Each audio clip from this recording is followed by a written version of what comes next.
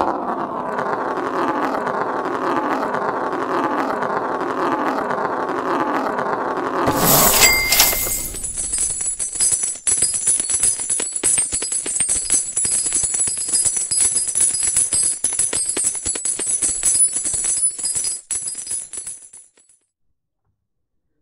welcome to Tri-County Regional Black Chamber of Commerce Let's Talk Business podcast. How cool is that? Is that working? Pretty good. All right, so we get to welcome Tia. Tia gets to come and visit me today. What? How you doing, Tia? I'm great. How are you? All right. So Tia's with JAYCO Logistics, and we're going to be talking a little bit about what we can be doing right now in business as we are sheltered in place. But first, we're going to go ahead and thank our sponsors. Southwest Airlines is a proud air travel sponsor of Tri-County Regional Black Chamber of Commerce. We'd also like to thank Primacor Business Solutions. So how you been doing, Tia? I've been good. Good. You know, good as I can be during this pandemic, but it has gotten better since the beginning, I guess. Well, it depends on how we look at it, right? So yes, it is getting better because we're getting a little bit more acclimated to the process of what we have to do, and knowing that we have to do things slightly different now that we cannot do a lot of face-to-face. However, I think who talked to me yesterday, and they were like, we're in the race. Texas is in the race to have the most cases in the United States. So there's clearly a problem. So we got Texas, New York, and Florida. And I don't know what order we're in, but Texas might be jockeying for position number one. So while we're sitting here sheltering in place, you know, we need to talk a little bit about what different people can do or what people have done during this time of growth and reset, myself included. And I know you've been up to some things. Mm-hmm. So I have been. I don't know. I don't want to talk about it. I mean, you got to occupy your time. So sometimes you take I don't want to call it downtime because I don't necessarily call this downtime. You take this extra time that you have available with, you know, you're still working on your business. You still have to take care of your family. But remember, a lot of us don't have to commute anymore. Right. A lot of us don't have to get the kids dressed and off to school and all of that other things. But so you take that extra time that you have and put it towards knowledge, I think, and whatever can grow you personally and professionally. Yes, personal development is definitely something very, very key during this time. So for me, what I did was I did a lot of scrub work. So in coding, for when you're coding or you're building different software, then you have to go in and so this was a really good opportunity for us to revamp some things, to make some changes that we couldn't make while we were currently using the system. So that was a really good time to go in and say, okay, we need to make some of these changes, shift some of the things that we were doing, and to help ourselves, and then start our certification processes or different things, different licensing things that we had to do while, you know, we were running out of time to do. So now is a perfect time to do that. And I think a lot of people should be doing things like that. But what have you been doing? That's fun. Well, okay, first of all, you got to tell people what you do, what your company is about, and then you can tell them what you've been doing. Well, I own a trucking company called JAYCO Logistics. We basically connect shippers to carriers and carriers to shippers to make this world continue to move. I love trucking, so of course it just made sense for me to get into that arena. During this time, before the pandemic started, I was actually still a full-time employee at another job. And since the pandemic happened, I no longer am employed there due to COVID. And so I had a lot more time on my hands. And so I, of course, originally was already in the process of building my business. Okay. And now I have a lot of time to build my business. So when you're splitting your time, you're like, you know exactly what to do, and you're trying to go through it. But when you have to shelter in place, it totally turns everything. So now it becomes, now what do I do while I shelter in place? Because I'm so used to being able to help someone else build their dream. And then when it's time to build your own, then you're like struggling. Because I think that the full-time employment is actually some type of blueprint. So what you're trying to accomplish with your other business. Would that be true? Full-time employment being a blueprint? because if you look at it, when we're going in and we're getting the answers, like for me, when I was splitting my time, when I would go in, I would look at the company that I was working with or working for at the time and seeing what they were doing, some of the things that they were doing. Make sure their finances together, make sure they get the right vendors, make sure you have all the right things in place in order to do the business. So when I come away and want to do the business, if I only looked at just a portion of what I was responsible for, which was creating the software, then that became, wow, okay, that's all I have to offer, then I wouldn't know how to put pricing together. I wouldn't know how to get the vendors for the equipment that's necessary. So I think that when it turned into you 100% have to, now you no longer employed, and now you are like, okay, but I have to make money, and I was already in the process of building my company. Now what do I do with that? Now I need to sit with all this time and figure out exactly what to do. And I think sometimes people use their full-time employment as a way to escape the frustration of building their own businesses. Okay, I can see that. I can see that. Now, I did take a few things that I had learned from my previous employer. I had been there for a while, and they, when I started, it was more of a, they were coming to as well. Mm-hmm. And so I took a lot of things from there to, as I guess you would say, a blueprint, as Mm-hmm. in things that I would do and would not do Yes. within my own company. So, you kind of learn from other people's mistakes, especially if you're in the midst of it at that particular time. Not saying that you still won't have mistakes in your own business. But back to what we were saying originally, as far as the time now that has become available and things that you can do with it. Of course, at the beginning, you kind of get, I was thrown off with my routine. Yes. I've always had a routine, it whether it was this job, the job before that, or wherever I was working, um, I had some sort of routine every day. And now that that's not, I don't have a full time job, and you really can't go anywhere or do anything. Right. The routine is completely off. So I had to create a new routine and my own routine to be able to continue to move forward. Right. So once that was established, then you take care of the things that you can take care of right away. You know, cough for a minute. Go ahead. I'll keep going. Meaning like I made sure I got my certification. Now I was already hub certified. Right. Prior to, I actually got that certification in February, and then now that I've had it, it takes a lot of time to get all the paperwork together for certifications.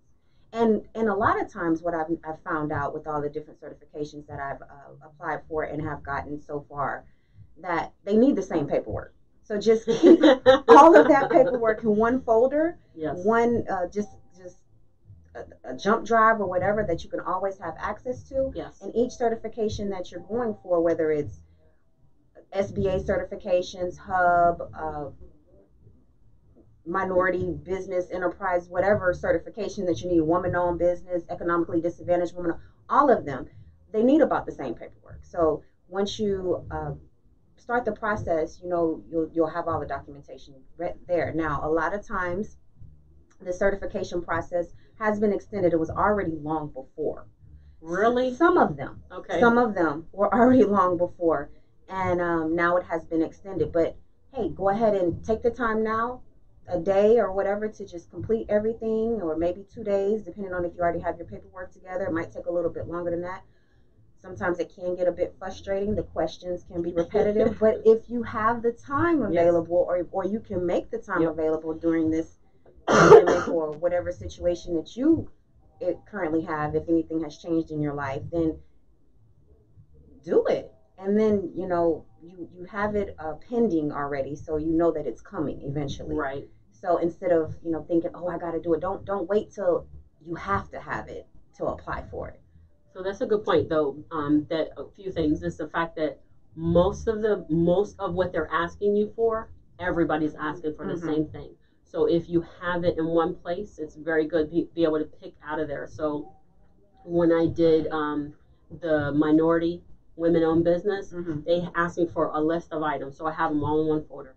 So when I go and do another certification, all I did was pull out all of this stuff and then just move over. We're like, okay, cool, we're going to move it over to the other certification. So it was actually helpful. Yeah. But I don't think that a lot of people were doing that. So one company that I had looked at, not for doing certification, and the national company, gave all of the individual sites free will to communicate as they see fit in pricing. So I found out that Okay, they I were know what all you're saying. different.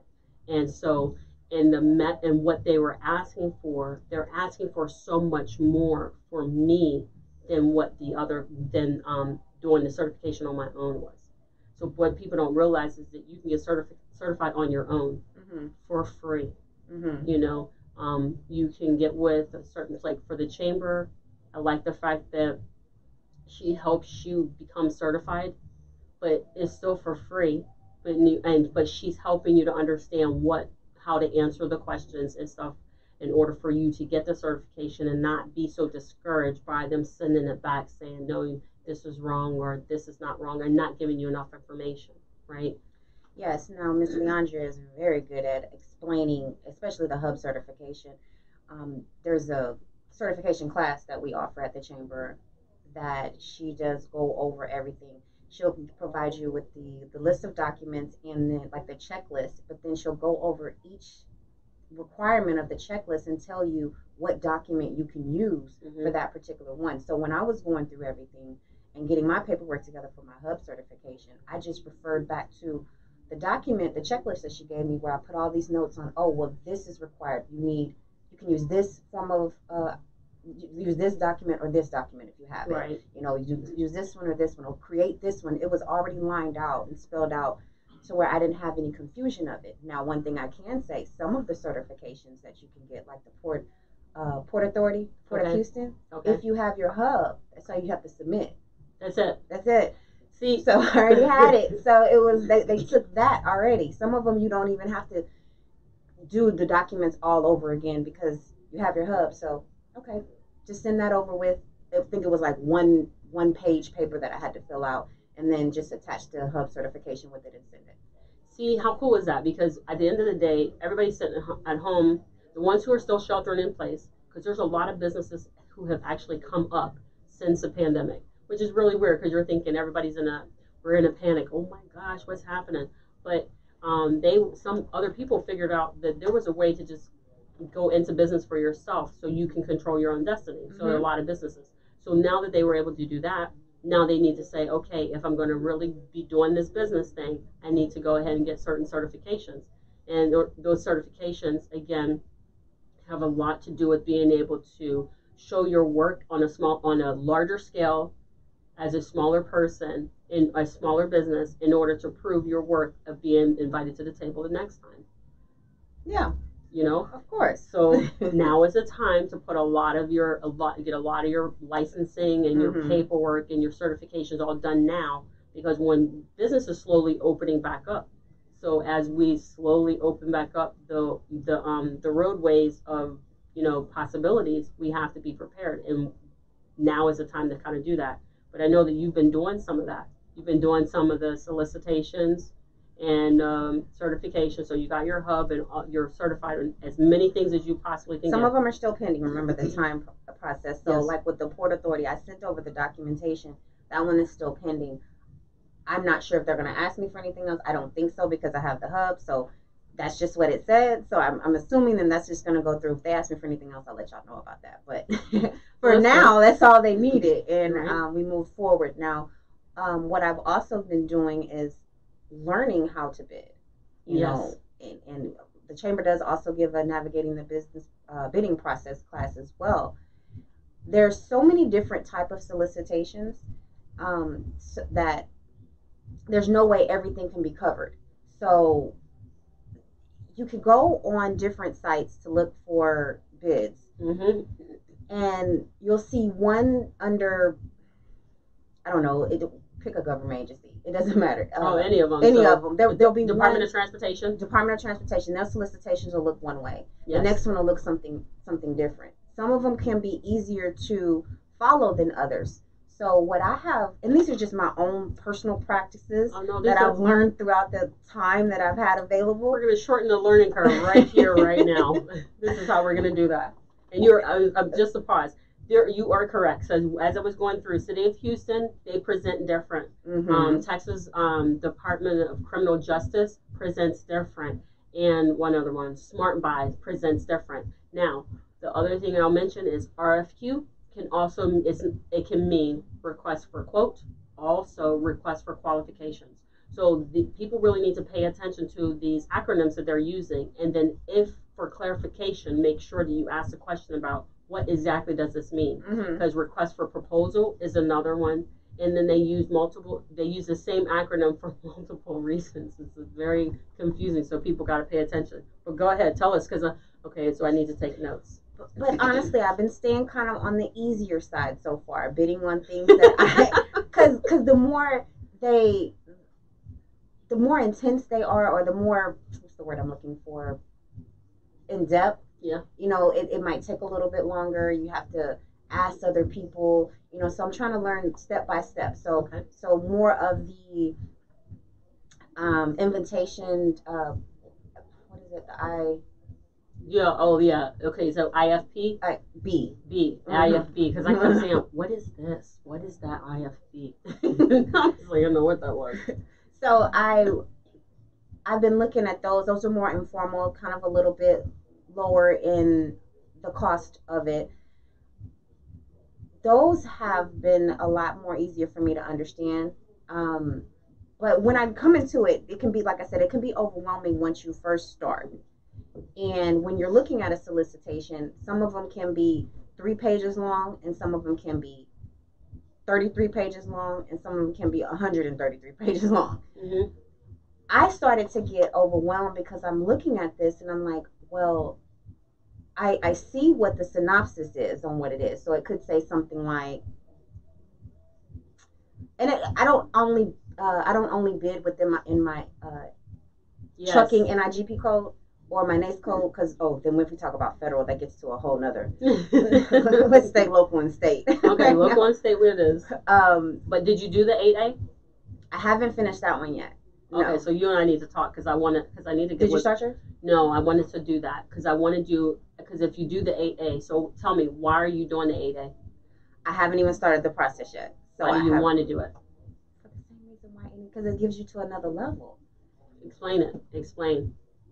Okay, so for me, the 8A is that it becomes across the United States, and so that means that I don't have to go and get certified in every individual state that I operate. Okay. So for me, that's the reason why I want to do it, because I think it's okay to go and get certified, but do I really want to certify in 40 different states using 40 different, you know what I mean? Mm-hmm. So instead, if I do the 8A, I become to the federal level, and then that way I can go across, I can actually be utilized in any state and don't have to go down to the individual city, because the certifications, depending on which one you get, is only seen by the city and where you're certified. That's true. And so the 8A actually pulls you up and says, okay, not only are they headquartered in Houston, Texas, but they also have done the additional work to go across all of the 50 states.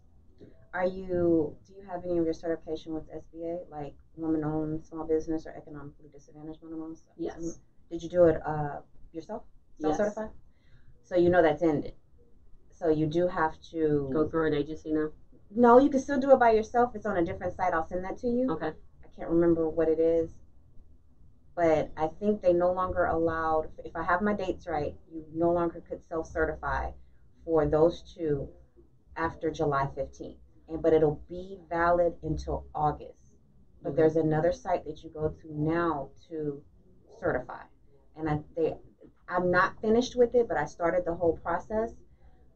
They ask for kind of the same documents. Okay. I've had to reach out to the SBA recently for clarification on something they were asking for. I just think there was a lot of fraud going on. Yes. And so they tried to figure out a way to stop that from happening. So.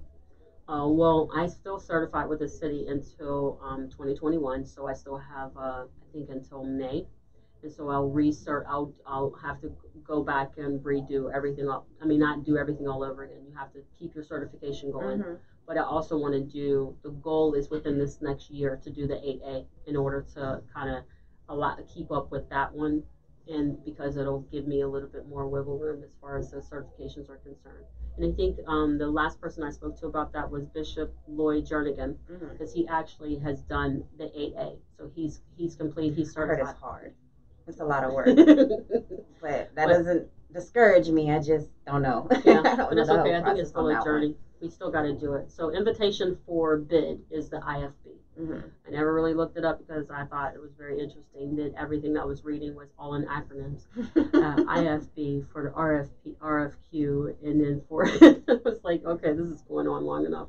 So one thing I did figure out in the whole learning process is when you look, like I said, going back to what we were saying before, it can be overwhelming looking at it. Mm-hmm. And if you, at the beginning, when I first started bidding, I was reading these solicitations because, everybody says make sure you read everything, which is true. Mm-hmm. You need to read it because they could be asking for stuff. And if you don't read one line, something could have been required in that one line and you get completely disqualified because you didn't follow that particular step. However, it can become too much and frustrating if you read this entire bid and the scope of work isn't even till the last page or the second to last page. So you're reading it, you're not even necessarily sure exactly what they're talking about. Like at the beginning, every line I would almost have to Google every line. What does this mean? Reach out to somebody who's been in business and done bidding before on everything. And then it got so much by the time I got to the scope of work, I'm like, well, first off, the whole thing is what do they even want? They didn't even tell me what they wanted. But they let me know of all the requirements and all this other stuff. And I'm like, well, what is it that you're even asking for? So to narrow things down for me, what I learned to do or reached out to different people. One thing that's great is you reach out to your chamber for help. You reach out to other people in business that you know of that have done this process before. Ask them for help. Not everybody wants to give information for free, and outside of your organizations, but it's really up to you what you want to do with that part. You can self-teach. I've done YouTube, Really? Whatever it took to get me to understand.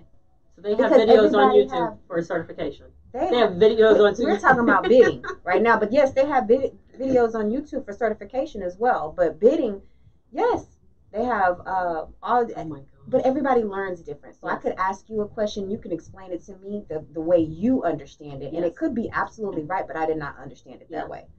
So I might have to go to somebody else who might explain it a little bit different, use a little bit different terminology, or break it down completely like I was a 5-year-old. It doesn't matter. Right. Sometimes you have to have it broke all the way down. Yeah. But one thing that I learned is break down the solicitation as well. Just because you see on the synopsis of what the bid is that it's for, I saw one recently for 3D scanners. Yes, I've seen that one. You saw it? Yeah. Okay, so just because you see it's for that, they might want a whole lot more than what you can offer for that. Right. Maybe they want it to be service. Maybe they want, and not saying that you can't do it or find someone who can do it, subcontract that out. But if that's not what you're looking for right now, you just want to bid on a product or whatever, Control F. When you're looking at when you pull up a bid or a solicitation, Control F first, find the scope of work. SOW, statement of work. It could be called many different things, but you find that first. Yeah. Read that. See if it's even something you can do or want to do. Yes. Before you read this 33-page solicitation, and then at the end, your scope of work is at the next to the last page, and you're like, I can't even do this anyways. I did that. I just did that because there was a bid for the city, and I had looked, and I was like, oh, for remote, what was it? Remote monitoring for schools. Did you see that one? This was recent. Okay. Yes. Yeah. And I seen it and I was like, oh. I would remember it because I was on the radio and I was like, oh, this is good. All right, you can go for it too, but I'm going to go for this, right? So I'm like, oh, this is cool. So I went home and I looked up the bid and went through it. And I was like, oh, all right, you guys can have it because it's nothing I want because what they were asking for, I could do, but there was a one line in there that specifically said we want something that's already created. And once I seen that, I recognized that I can create it and give it to them exactly the way they want it, but they wanted it already created. They wanted it off the shelf type of a solution, so something that has already out there and been working. So then I was like, no. But then it also had other aspects of it that I was like, that's not part of what I'm doing. And that's not, I don't want to split my focus. So I just kind of left it alone. I understand that. But see, that's the point. The point is you have to read there's a one page, there's at least one page statement of work or requirements that if once you read it, it will save you the pain The of reading time, for the like 30. frustration. 30, 30, 40, 50 pages. It's crazy. Sometimes 200 pages. And don't let it be really in depth and they're needing all types of subcontracting out. It's going to be pages forever. Right. So I start off with scope of work first. Some Okay. people do start off with, and it's not bad to also start off with trying to figure out when the opening date or the due date is. Mm-hmm. You can look at that first as well. So either one of those two. And then I also look up question due date. I want to be able to still answer questions. Right. And the due date for questions is sometimes, you get a pretty lengthy amount of time. Sometimes some some of them are only you got 2 days. Yeah. Some solicitation. Now some solicitations open up and then the next day it closes or 2 days later it closes. So I'm like, that's not even enough time to figure it out, especially for a beginner. Right. So don't even worry with me. I don't even worry with those. You're like me. Let me own it as Let my me own it as mine because some people can do it. Yes. And if you can, oh Lord, come talk to me, help me out. So you start off with scope of work, due date, question due date, and then I look for insurance requirements. Mm-hmm. If all of those can be met, I still got time to ask questions because it's going to take, at this point, if everything looks good, I have to now read the full solicitation. Mm-hmm. Highlight everything that you don't understand, that you got questions on, anything that you can't Google and find the information or whatever, then ask the question to the buyer. Right. And that information will be provided in the solicitation as well. Now, also be careful on how you contact the buyer. Okay, because there's going to say in the solicitation how you can ask questions. They might give you their email, their name, address, email, phone number, everything, but it says you can only email. If you call, this disqualifies you. Yes. So make sure you read before you reach out and say anything, because it might even say it on. They'll give you everything. This is when you need glasses so you can look over top of them. You're like, now you heard me, right? Right. Yeah. Or they might say you can call, and then you have to also be aware of how they want the solicit. This is after you figured out that you can do it, that you are going to move forward with it, and you read it. Highlight the things that are requirements. If it's going to be required to send it by mail, if you have the option to email the solicitation in or fax it, make sure that you get all of that information in, because if you do it the wrong way, you wasted all of your time. There's one other thing I noticed though, is that there is sometimes there is a mandatory pre-bid meeting. Mm-hmm. And if you do not make that, so that's actually the instantaneous shortlist. I swear, because I'm looking at that and they send it out, and you see when you go in some of the solicitations, this has been downloaded these many times. Yes. Have you seen that? So this has been downloaded these many times. So okay, we understand it's been downloaded 89 times, but only 7 people came to the pre-bid meeting. So that means now the short list is only 7, and then from that 7, they will identify who they're going to make as the prime, and then that prime will be responsible for going out and finding subcontractors, right? So the point is that pay attention to the dates and don't wait until like 15 minutes prior and then hit submit thinking that mess is going to go through, because that don't ever work. So it's always a good thing. But that's one of the things that I knew for sure that when I started seeing all the bids was pre-bid meetings. The pre-bid meetings have changed a bit, of course. Now I actually saw one of them that was still, I can't even remember where it was, what solicitation it was, but I did see one of them that they were still hosting it on site. Really? But I think you had to see the place to be able to bid correctly. Oh. So I don't even know if it was a pre-bid meeting, but they had to schedule, I think you can go and schedule a site visit, but you had to schedule a site visit in order to bid. So I just don't think they want a lot of people in one place at one time. This is true. But then some of the pre-bid meetings are also held by Zoom now. So it's a little bit harder, I think, to network as far as that is concerned. Right. Because with the pre-bid on-site meetings, you were able to meet different people, find out who the prime is, take a picture of the sign-in sheet and figure out who does what and who you can reach out to later on. Pass out cards and brochures and things like that. Actually have conversations with them.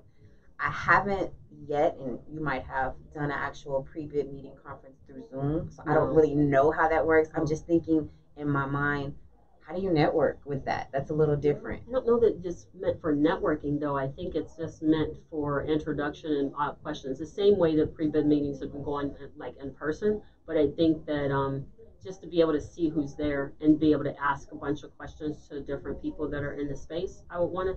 I'm interested in going to one of them. I think I've only been to one, so I really don't truly understand what they're asking for most of the times. But the ones that I look for don't have pre-bid meetings. It seems like pre-bid meetings are primarily for the construction. For bigger ones, I'm like I said, I'm staying more on the smaller scale so far until I can progressively creep up.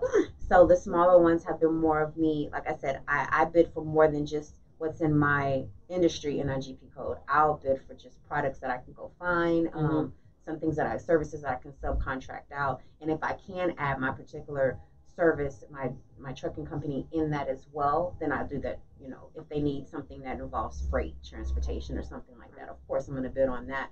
But on whatever I can do, the smaller ones I'm looking for more of practice and sometimes resume purposes. Yes. Even if you don't get a big return on it, this is just me.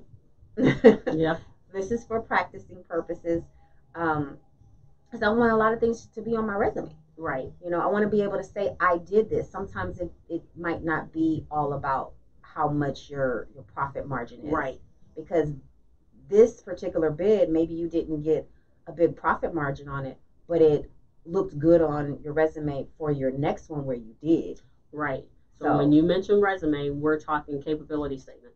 Yes. Yeah. Well, I call it. It is a resume for your business. Yes. Resume for your business. So we know for sure that's what people need to remember is that this is training ground to getting you to the training ground to helping you understand how to fill out a solicitation and bid properly, but understand that it's just to give you enough history for them to look at you next time for some of the larger jobs. And I know you're going to make it there. So don't worry, I'm going to call you. I think I have your number. You have it, girl. I do. And I'm going to call. I'm like, I'm going to need some help over here and make it work. But I see you've done a lot of good. You've done a lot of stuff during this time in which we have to mostly shelter in place when we can, as much as we can.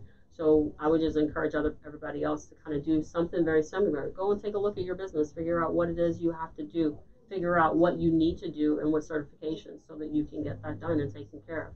And then if you need any questions, if you have any questions, there are key people that you can call. Let me give you their names. No, I'm just kidding. I was like, well, let me give you their names. Because there are a few people that have come out. So even Howard, when he was here, he was like, somebody called him about mowing the lawn. He was like, he don't mow lawns. But he's like, no problem. I'll take the job. It turned out it was just a way for her to learn how he worked. And then it just kind of went from there, type of a situation. So that's why it's really important for people to know you don't have to continue to only bid on your NIGP codes or your NAICS code. You can actually bid on more than because that. You can subcontract out anything. Right. This is true. So you can as long as it doesn't say you can't, then you can. You know, and as long as you meet the other requirements as far as insurance requirements and everything else, and some things you can have the vendor or supplier to add you as a certificate holder. It's so many different things you just learn throughout the process. And like I said, the chamber helped out, just talking to other business owners, other bidders, and YouTube and Google. Dr. Google's on play. All right, so Tia, it's been great talking to you today. I think it's awesome. JAYCO Logistics, tell us where they can find you. You can reach me online at www.jaycologistics.com. The phone number to JAYCO Logistics is 281-844-4911. Email me, tjohnson@jaycologistics.com. Whatever you want. Call the chamber. They'll get you to me too. Yeah, I know. I'm calling the chamber. No, all right, we'd like to thank our sponsors. Southwest Airlines is a proud air travel sponsor of Tri-County Regional Black Chamber of Commerce and Primacor Business Solutions. So it's been great talking to you. Always a pleasure. Maybe you can come back and visit me again. Not give me the bad eye. I don't want to be with you today. But it's all good. But it's always been great talking to you. So thank you for tuning in to Tri-County Regional Black Chamber of Commerce Let's Talk Business podcast. And I will see you next time. Bye. Bye.